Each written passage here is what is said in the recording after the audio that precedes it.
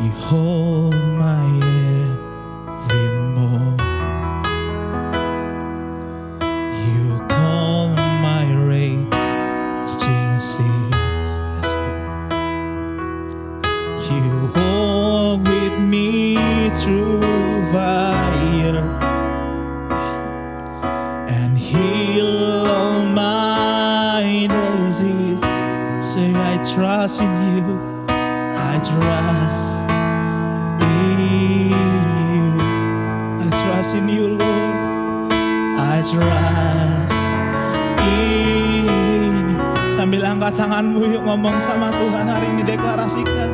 I believe you're my healer. Yes, Lord.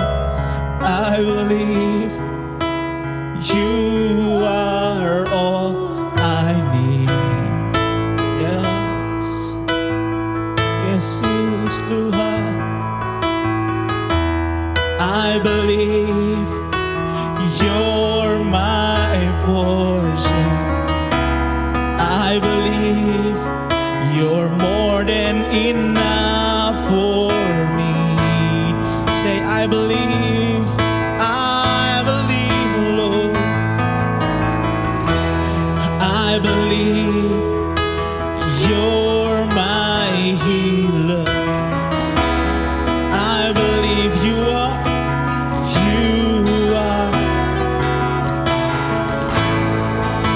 Yes, Lord. I believe, oh God, I believe you're my portion. I believe you're more than enough for me. Jesus, you're all I need. Yeah. You hold my every moment. You calm my raging seas. You calm. Yes, Lord. Yes, Lord. You walk with me through fire and heal all my disease and heal all my. Ya teman-teman, sambil angkat tanganmu dengan imanmu, katakan I trust in you. I trust in you. I trust. Yeah. And say I believe, oh, I believe you're my healer. I believe you are all I. Yeah, I believe, I believe you're my portion. I believe you're more than enough for. I believe, I believe you're my healer. I believe you are all. Yes, Lord. I believe, I believe you're my portion. I believe you're more than enough for me. Jesus, you're all I need. Jesus, you're all I need. Say nothing is impossible. Nothing is impossible for you. Nothing is impossible. I believe nothing is impossible for you. You hold my world in your hands. Nothing is impossible.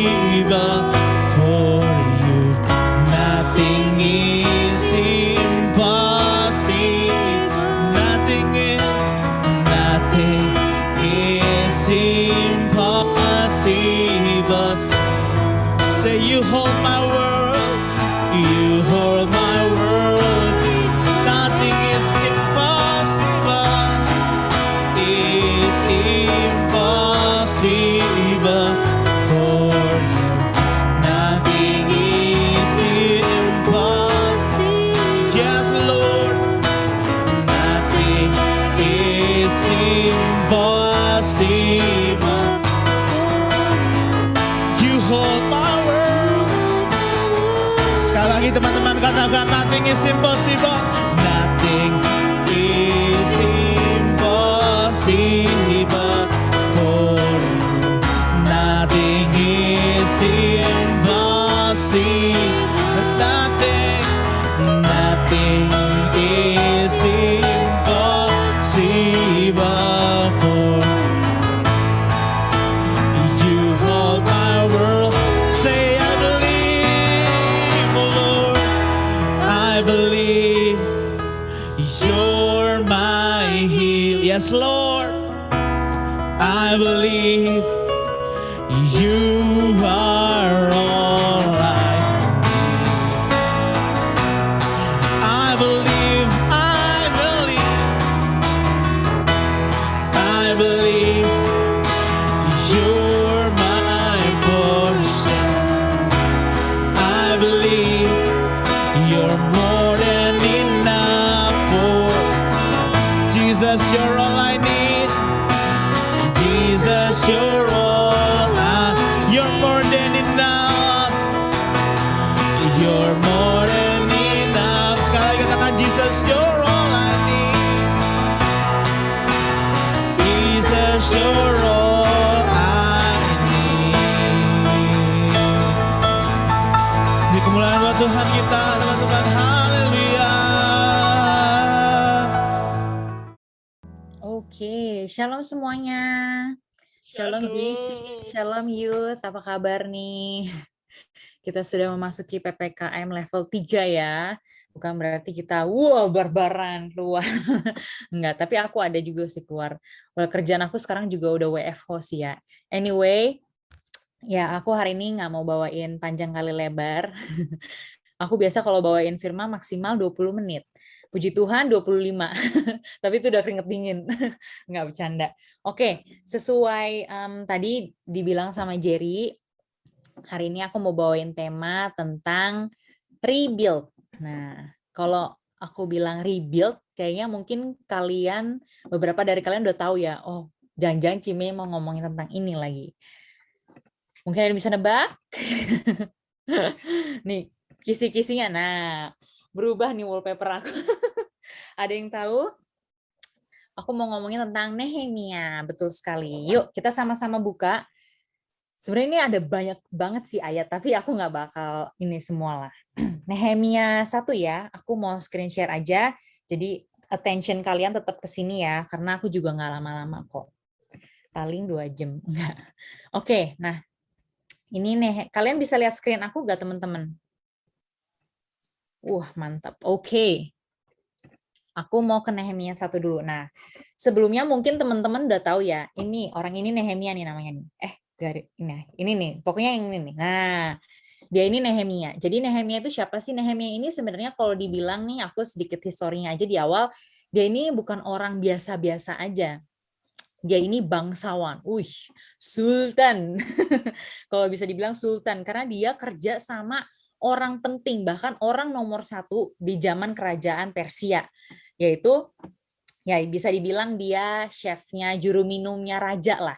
Jadi kalau mau ada makanan apa, ke dia dulu, atau mungkin jangan-jangan dia nih yang masak, atau dia yang bikin minumannya raja.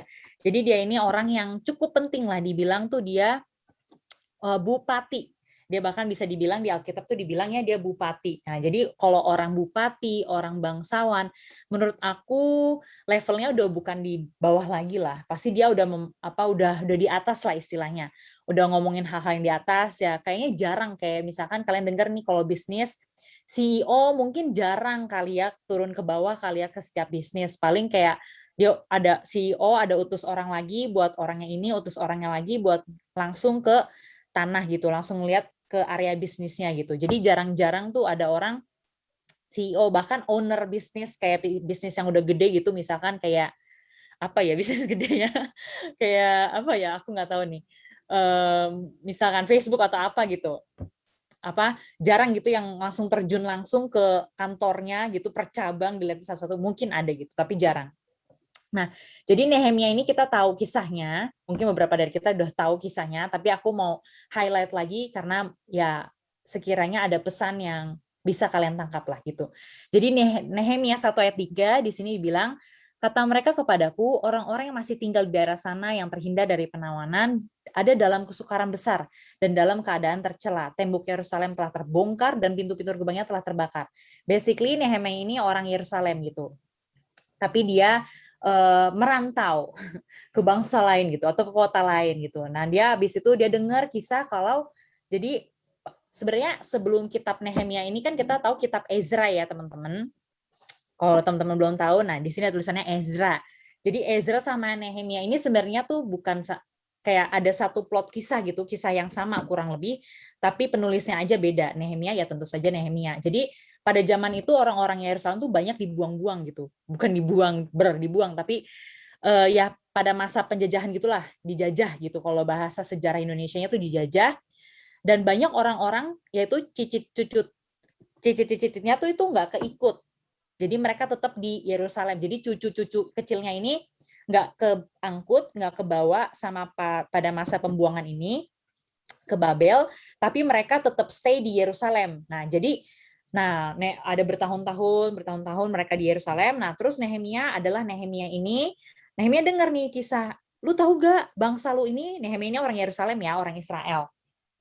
Lu tahu gak bangsa lu ini, kota lu ini lagi dalam keadaan dihimpit nih, lagi terjepit lah intinya, sampai kotanya nih terbakar, gerbangnya semua didobrak, semua hancur lebur-lebur, pokoknya gitu istilahnya. Ya Nehemia sebagai orang, misalnya kita punya kampung tercinta, kita dengar kampung tercinta kita amit-amit ya, misalkan aja kalau terbakar kan berarti salah satunya mungkin dibom atau diapain, ya ini amit-amit kayak gitu kan pasti kita kayak, hah kok bisa, kaget, aku harus pulang nih, ada keluarga aku, ada keluarga besar, ada segala macem gitu dong. Iya dong, kalau nggak kalian tidak cinta kota kalian dong, tidak cinta Indonesia. Ya anyway, nah lalu apa yang Nehemia lakukan secara cepat di Nehemia 1 ayat 4, ketika aku dengar berita ini, duduklah aku menangis dan berkabung selama beberapa hari. Aku berpuasa dan berdoa ke hadirat Allah semesta langit. Satu yang aku mau belajar dari Nehemia adalah Nehemia ambil bagian yang terbaik. Dia seorang bangsawan, yes, tapi dia juga orang yang takut akan Tuhan. Kenapa? Karena respon pertama dia nggak ngeluh, nggak ngejelek-jelekin, nggak Tuhan kenapa. Kalau kemarin kalian ikut kul youth hari Jumat yang sama Cirosi, siapa yang bawain? Lupa. Itu ngomongin tentang Katitin ya. Oh iya, Katitin. Ngomongin, pernahkah kalian menyalahkan Tuhan? Nah, ini Nehemia nggak menyalahkan Tuhan, tapi dia malah punya hati buat bangsanya dan berdoa buat teman-temannya, buat bangsanya itu. Dan aku mau loncat di Nehemia 1 ayat 10, bukankah mereka ini hamba-hambamu Tuhan dan umatmu yang telah kau bebaskan dengan kekuatanmu yang besar dan dengan tanganmu yang kuat. Sampai Tuhan sampai Nehemia ingetin Tuhan ayo dong berikan belas kasihanmu nih sama bangsa aku. Ayo dong do something gitu loh. Dan Nehemia nggak cukup sampai berdoa aja. Kan iman tanpa perbuatan mati. Kita doa something, kita minta something, tapi kalau tangan kita nggak gerak, kaki kita nggak gerak, sama aja bohong. Misalkan Tuhan aku mau jadi kaya, mau jadi sultan, tapi lu pengangguran, mimpi ya teman-teman. Sekarang mimpi harus realitas ya kan. Jadi, nah aku balik ke Nehemia 2. Nah bener aja teman-teman. Ketika Nehemia doa minta sama Tuhan, Nehemia ngomong sama rajanya nih, dia ngomong, oke, mungkin Nehemia di posisi yang tinggi tadi kan, dia bangsawan, dia bupati, dia beride, mungkin dikasih hikmat sama Tuhan, oke, ini waktunya aku nggak bisa diem-diem aja nih, ini bangsa aku, ini bangsa yang aku kasihi, I have to do something, aku harus buat something gitu loh buat bangsa aku. Akhirnya di Nehemia 2 ayat 8, teman-teman apakah aku kecepatan? Sorry ya. Ya oke lah ya. Di Nehemia 2 ayat 8, jadi ada pula, ini aku langsung potong aja ya. ayat 7 deh. Berkatalah aku kepada raja, jika raja menganggap baik, berikanlah aku surat-surat bagi bupati-bupati di daerah seberang sungai Efrat, supaya mereka memperbolehkan aku lalu sampai aku tiba di Yehuda. Intinya akhirnya Nehemia ini memberanikan diri, aku pelanin sebentar ya. Nehemia memberanikan diri untuk ketemu sama raja. Oke raja, aku harus ngomong nih sama raja, aku pengen pulang kampung, udah lama nggak pulang kampung ya kan. Akhirnya bilang, kalau di ayat atasnya pokoknya intinya tuh pas Nehemia lagi serve makanan, dia mukanya sedih gitu kan, mukanya sedih, terus dibilang, Nehemia kamu kenapa sedih, mukamu kenapa muram nih di ayat 2 ya, padahal engkau kan nggak sakit. Tapi Nehemia bilang, hiduplah raja selamanya, engkau tahu aku nggak sedih, cuma ya bangsa aku ini, kota aku ini telah didengar habis ludes dimakan api. Terus makanya raja tanya di ayat 4, terus apa yang kau inginkan? Nah, terus Nehemia bilang di sini, maka aku berdoa kepada Allah semesta langit, kemudian jawabku kepada raja. Jadi kayak Nehemia nih nggak asal dia pengen something gitu loh, bukan asal dari keinginan hatinya, tapi dia sebelumnya kita tahu dia berdoa dulu dan dia sampaikan kepada raja. Jadi ada hikmat di tengah-tengah ini ya teman-teman ya. Jadi sebelum kita melakukan sesuatu, otomatis ada hikmat yang bekerja. Ada doa, tapi ada perbuatan juga. Maaf nih ya kalau agak sulit nih ya. Biar hikmat Tuhan yang memberikan kita pengertian. Terus di sini dibilang, akhirnya ya si Nehemia bilang, Raja yaudah raja tulis surat aja deh buat mewakilin nih, kalau ada izin lah aku pengen bangun kembali tembok-tembok, pengen rebuild. Nah, pengen bangun lagi nih kota aku, raja bolehlah tulis suratnya. Intinya long short story, raja kasih. Bahkan di ayat sebentar teman-teman, di ayat yang ayat 8, nah di ayat yang ke-9, maka datanglah aku pada bupati. Nah ini istilahnya Nehemia udah kasih lah surat-suratnya ini ke orang-orang penting di Yerusalem gitu. Dia udah ketemu dan akhirnya diizinkan. Nah tapi satu hal, aku stop di sini dulu ya. Satu hal teman-teman, gini teman-teman, Nehemia ini nangkep apa yang menjadi kerinduannya Tuhan. Kalau otomatis, kalau percayalah teman-teman, kalau itu baik, dipandang Tuhan baik, dan ada dalam hati kita, aku percaya mungkin itu panggilan Tuhan buat kalian gitu loh. Contohnya nih Nehemia nggak ngelakuin ini bukan karena kerinduannya aja, tapi tadi dibilang, aku berdoa sama Tuhan, aku berlutut sama Tuhan, dan aku minta tolong sama Tuhan. Tuhan tolong bangsaku, Tuhan tolong kotaku. Dan aku percaya teman-teman, ini benar-benar kayak Godspeed kalau bahasa Inggrisnya, percepatan Tuhan. Karena Nehemia ini bukan orang yang biasa-biasa aja, dia nih orang yang penting banget buat raja gitu loh. Dan raja dengan gampangnya bilang, oh yaudah apa mau kamu Nehemia? Bikin surat, dikasih surat, minta bahan-bahan. Kalau kalian baca Nehemia, dikasih semua bahan-bahan yang butuh. Kurang apa, dikasih semuanya. Kayak itu kan suatu privilege, bukan privilege lagi ya, bukan privilege aja, tapi kayak bener-bener suatu hak istimewa yang Nehemia bisa dapetin gitu. Bukan cuma kuasa, tapi dia punya hubungan lah sama raja yang baik, makanya dia bisa dikasih sama raja gitu loh. Tapi teman-teman, ayo kita lihat di ayat 10. Nehemia 2 ayat 10. Ketika Sanbalat, ini nama orang ya, orang Horon dan Tobia, orang Amon, pelayan itu, mendengar hal itu, mereka sangat kesal karena ada orang yang datang mengusahakan kesejahteraan orang Israel. Nah ini aku kadang bingung nih. Terus ayo di ayat 12-nya, bangunlah aku pada malam hari bersama-sama beberapa orang saja yang menyertai aku tidak beritahukan kepada siapapun rencana yang akan kulakukan untuk Yerusalem yang diberikan Allahku dalam hatiku, juga tak ada lain binatang kepadaku kecuali yang kutunggangi. Nah ini jadi istilahnya ketika Nehemia berjalan sesuai kehendak Tuhan, berjalan sesuai dengan panggilan Tuhan. Kenapa aku bisa bilang sesuai dengan kehendak Tuhan? Ya karena Tuhan lancarkan semuanya. Kalian sering dengar kan, oh kalau Tuhan udah ngomong something, pasti Tuhan bukakan jalannya. Ya benar, makanya aku bisa bilang, menurut aku ini bagian dari rencana Tuhan, karena Tuhan bukain banget banyak jalannya. Tapi ada aja orang yang nggak suka gitu loh.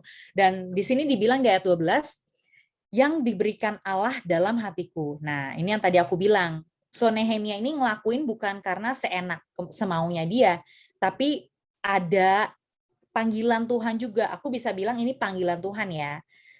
Pasti setiap kita punya panggilan Tuhan, amin ya teman-teman. Yang belum tahu panggilan Tuhan apa, ya kalian bisa berdoa sungguh-sungguh gitu loh.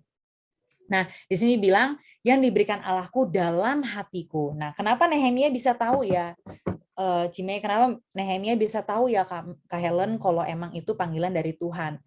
Balik lagi sih, koneksi hubungan sama Tuhan. Ketika kita bangun, terus ketika kita, gini, kalau misalkan aku sama teman baik aku nih, aku nggak akan tahu apa makanan kesukaan dia kalau aku nggak komunikasi dulu, ya kan? Kalau misalkan aku tebak-tebak ya, kayaknya lu sukanya seafood deh, atau lu sukanya babi misalkan. Tapi aku nggak ngomong gitu, cuma nebak-nebak. Itu kan nggak mungkin terbangun gitu loh hubungan. Hubungan nggak akan terbangun tanpa komunikasi. Nangkep ya teman-teman ya. Jadi kenapa Nehemia bisa tahu ini panggilan dari Tuhan? Karena dia bangun hubungan dia, bangun komunikasi dia sama Tuhan. Nah, jadi di sini aku lanjutin lagi teman-teman. Nehemia ngelakuin apa yang Tuhan suruh, semua dibukain jalannya, dan kita tahu di sini kalau Nehemia kisahnya akhirnya dia balik ke kampungnya, dia bangun itu semuanya. Nah, aku mau ke Nehemia 2 ayat 19 tadi. Nah, ketika Sanballat, diulang lagi, orang Horon dan Tobia, orang Amon, pelayan itu, dan Geshem, orang Arab mendengar itu, mereka mengolok-olok dan menghina kami. Kata mereka, apa yang kamu lakukan itu? Apa kamu mau berontak terhadap raja? Nah, terus di ayat 20-nya, aku menjawab mereka, kataku, Allah semesta langit, dialah yang membuat kami berhasil. Kami hamba-hambanya telah siap untuk membangun, tetapi kamu tak punya bagian atau hak dan tidak akan diingat di Yerusalem. Nah, di sini udah dikasih tahu nih, Tuhanlah yang buat kami berhasil. Buktinya apa? Raja kasih kita surat kok. Raja kasih kita bahan-bahan kok. Ya kan? Kenapa kalian malah mencela, ngolok-ngolok aku kayak nggak suka gitu loh. Nah, lalu aku balik lagi kita percepat sedikit ke Nehemia 4. Aku mau ke Nehemia 4 langsung aja. Nehemia 4 ayat 1. Ketika Sanballat, orang itu yang sama lagi, mendengar bahwa kami sedang membangun kembali tembok, bangkitlah amarahnya dan ia sangat sakit hati. Ia mengolok-ngolok orang Yahudi lagi dan lagi dan lagi. Mereka nggak suka dengan cara apa? Ngomong, memperkatakan hal yang sia-sia. Aku bisa bilang memperkatakan hal yang sia-sia. Sebentar, oke. Mereka caci maki, ya kan? Sampai mereka sakit hati. Kayak, kenapa sih? Ini kan bagus gitu loh buat bangsa aku, bangsa Yerusalem, aku bangun. Tapi ada aja orang yang nggak suka. Nah, satu teman-teman, ketika kita berjalan dalam kehendak Tuhan, kita berjalan dalam rencana Tuhan, aku percaya pasti proses terjadi. Nggak mungkin nggak. Suka, nggak suka, enak, nggak enak, pasti ada aja Tuhan izinkan kita diproses. Bisa melalui orang-orang mungkin, sama kayak Nehemia. Kayak mungkin Nehemia mikir, ini kayak gue mau bangun aja kok susah banget ya, banyak banget yang nggak suka. Diolok-olok lah.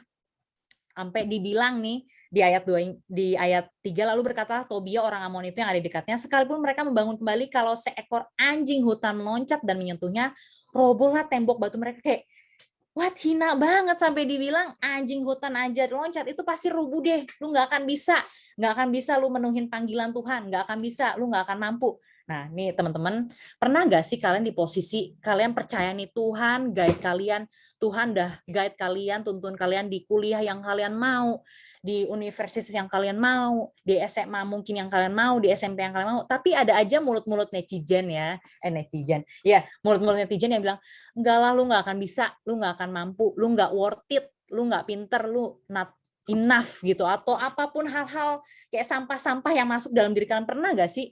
Pasti pernah ya. Sama kayak Nehemia.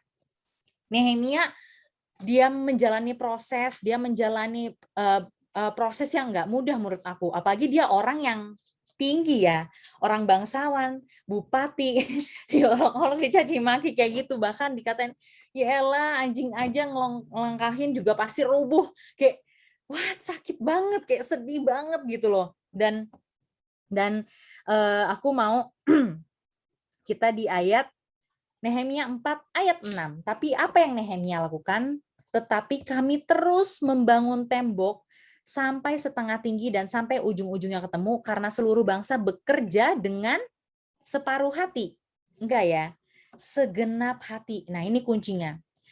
Ketika kalian tahu panggilan Tuhan dalam hidup kalian, Satu kuncinya, lakukanlah itu dengan segenap hati.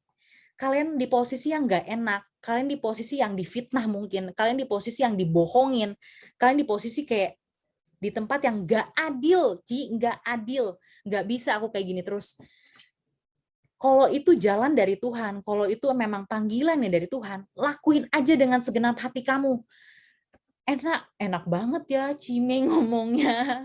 Teman-teman, ini juga aku alamin. Dan kemarin mungkin kalau kalian ikut Kulyut beberapa kali, aku kesaksian ya. Aku sedang mengalami proses yang nggak mudah gitu loh, di tempat kerja salah satunya. Banyak hal yang nggak aku expect terjadi. Banyak hal yang aku nggak ya sama sekali kayak nggak pernah aku alamin sebelumnya terjadi dalam hidup aku.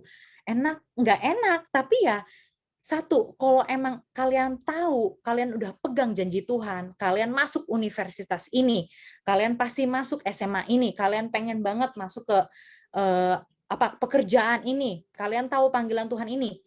Kalau emang kalian udah yakin itu dari Tuhan, kalian pegang janji Tuhan, satu, lakuin itu dengan segenap hati. Kalau 3:23, ingat ya teman-teman, lakukanlah seperti untuk Tuhan dan bukan untuk manusia.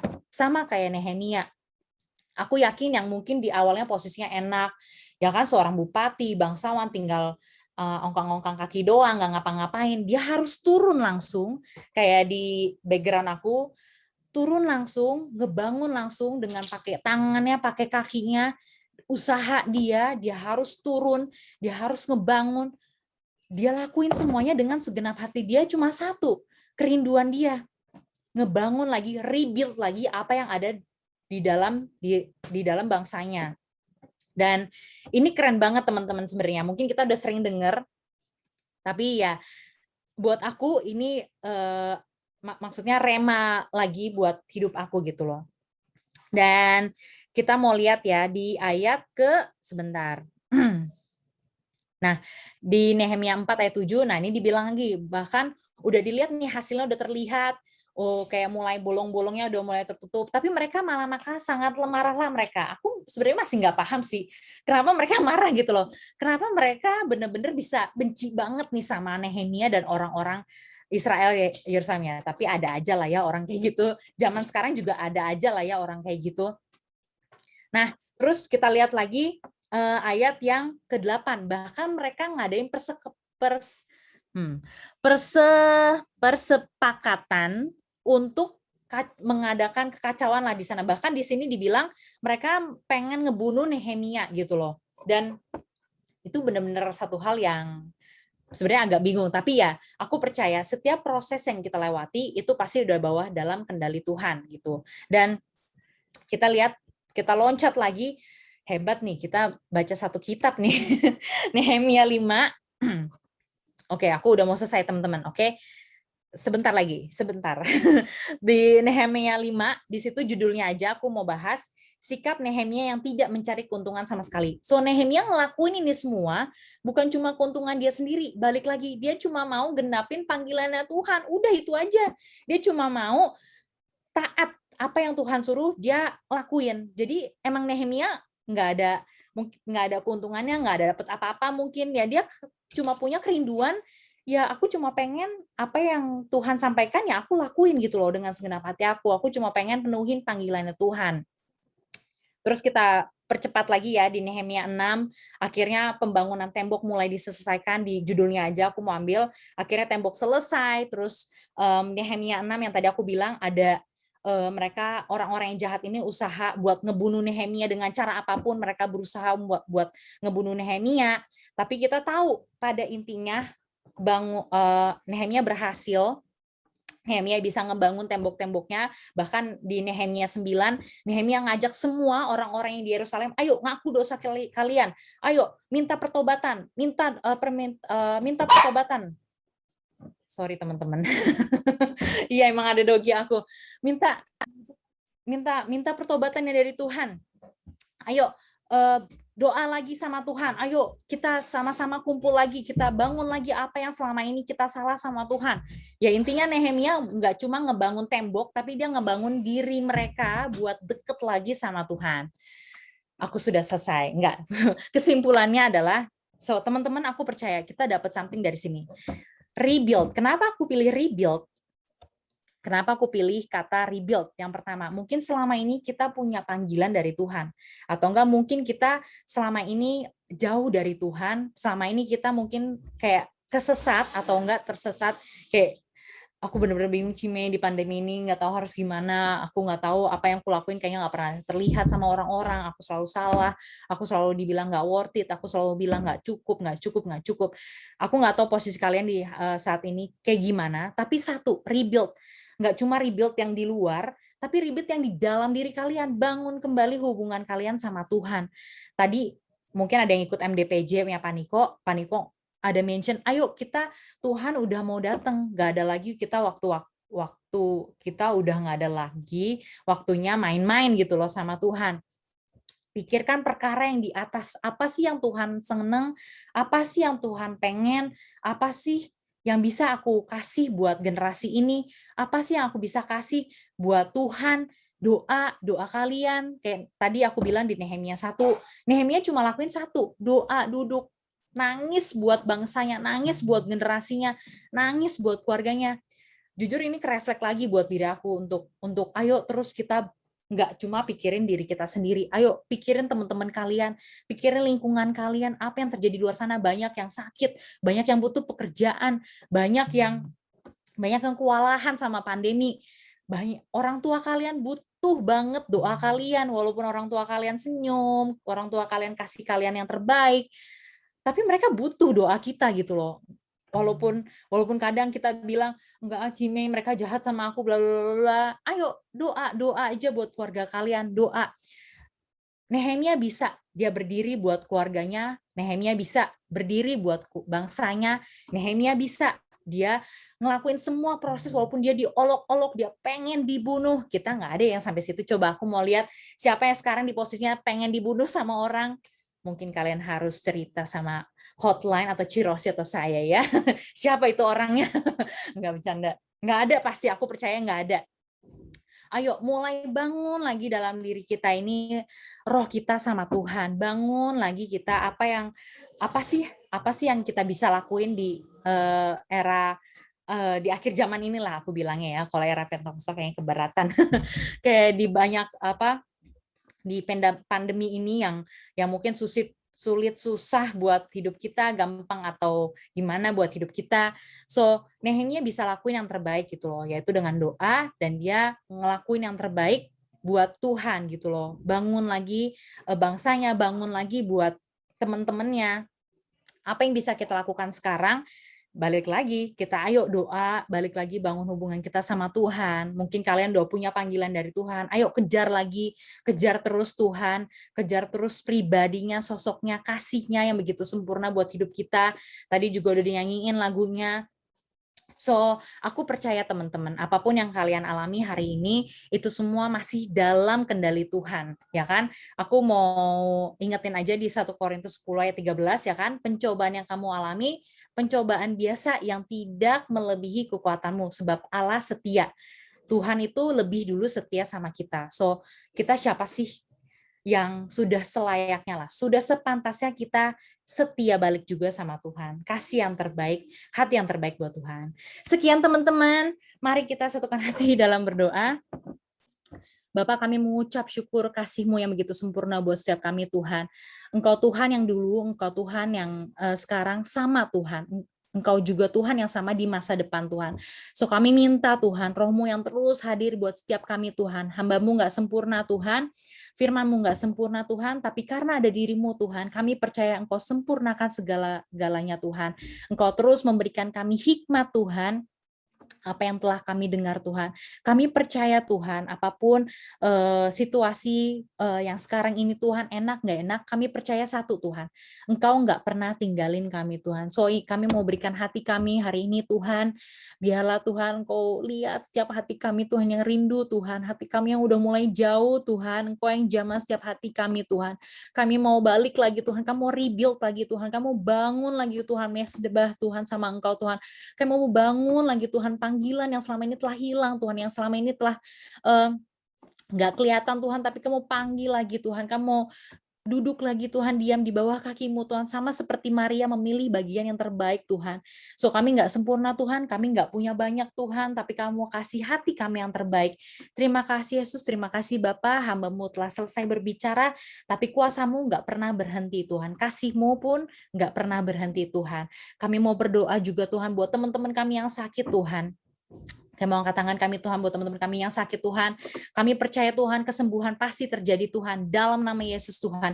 Bilur-bilur-Mu menyembuhkan Tuhan. Di dalam nama Yesus kami berdoa buat orang tua Kakak Rama Tuhan. Kakak Ardina Tuhan. Kami percaya kesembuhan terjadi Tuhan. Biarlah roh-Mu Tuhan termanifest Tuhan dalam setiap hidup mereka Tuhan. Teman-teman kami yang belum sempat kami sebutkan Tuhan. Kami percaya Engkau telah sembuhkan Tuhan. Di dalam nama Yesus orang tua yang sakit Tuhan. Papa Hatta Tuhan kami percaya Engkau sembuhkan Tuhan.